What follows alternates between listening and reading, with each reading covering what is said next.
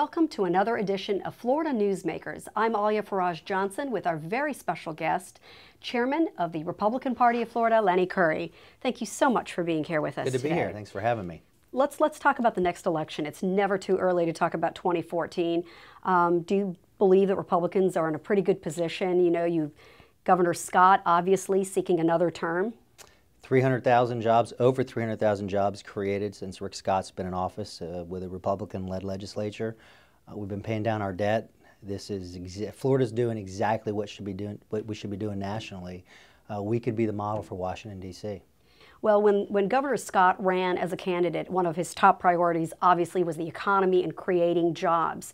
So do you feel that's a promise that has been met and that will help propel him forward? Over 320,000 jobs created in about 2 years. Let's Get to Work was the bold campaign that he ran on, and he's absolutely delivered. Well, the governor has stirred up some controversy in recent weeks, but it's always interesting to see controversy because this is how the process works on Medicaid reform.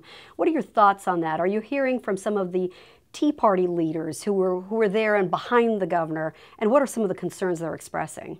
Well, here's what we know. Rick Scott has fought against this big government health care his entire career. First it was against Clinton Care, then it was against Obamacare, where he actually put his own money into it. So make no mistake about it, Rick Scott is not a proponent of Obamacare.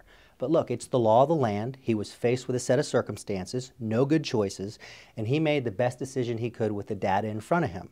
Now, the House and the Senate will have to look at it and work through it as well. Whatever we come out with, Republican Party will emerge unified around job creation, educating our children, and being fiscally responsible in Florida. Well, there are rumors of some potential Republican candidates that may throw their names and their hats into the ring. What do you say to them? Rick Scott is our incumbent governor. Rick Scott is going to be our nominee. Our party is going to emerge unified into the 2014 election cycle. So let's start talking about some of the other polls that are out there. Former Republican governor turned Democrat Charlie Crist. You know, what are your thoughts there? Is he going to give you a sort of a run for the money? It's very, very simple if Charlie Crist should decide to run for governor. He's got a record. Rick Scott has a record.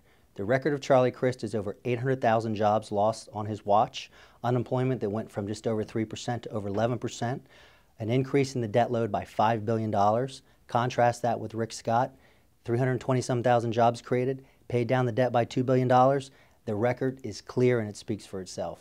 Another name in the mix, Democratic U.S. Senator Bill Nelson. I mean, pretty recent news. What are your thoughts about that? Same thing. Bill Nelson's got a record and Rick Scott's got a record. And we have a really good story to tell here in Florida with Governor Scott and our Republican-led legislature, and that is job creation, education, and fiscal responsibility. Looking ahead, lessons learned from the 2012 presidential election, what is it that Republicans in Florida need to do differently? What is it that Republicans across the nation need to do differently? Well, in the short term, the Republican Party will tell the story that we've been talking about here today. That is one of job creation. In the long term, when you get past these midterm elections, there's no question that the Republican Party has to connect with diverse groups of people. The demographics are changing in Florida, much like the country. We've got to be able to connect with the next generation of Cubans, Puerto Ricans, women. I mean, the list goes on and on where we've got to reach out to and engage other groups of people. And do you think that you're going to try to recruit a different kind of Republican here in the state of Florida? No, we're not. We have to embed ourselves in communities with Republicans that are of those communities and just demonstrate that first that we care and that we're willing to listen, build those relationships, and then communicate the Republican message, the principles that are timeless, the principles that create opportunity and create jobs and give people a purpose every day. And finally, just because we have a little bit of time, Governor Jeb Bush, former Governor Jeb Bush, his name has been circulating mostly by his dad, by his brother. What are your thoughts on that?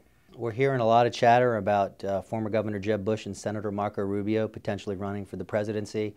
It's just exciting for Florida to have both of those men being as a potential candidate. If either one of them decides to do it, I know that Florida will be in good hands. I'm just enjoying the fact that, again, two serious potential contenders are being discussed right out of Florida. With that, thank you for joining us, and thank you, our viewers, and we look forward to seeing you next week.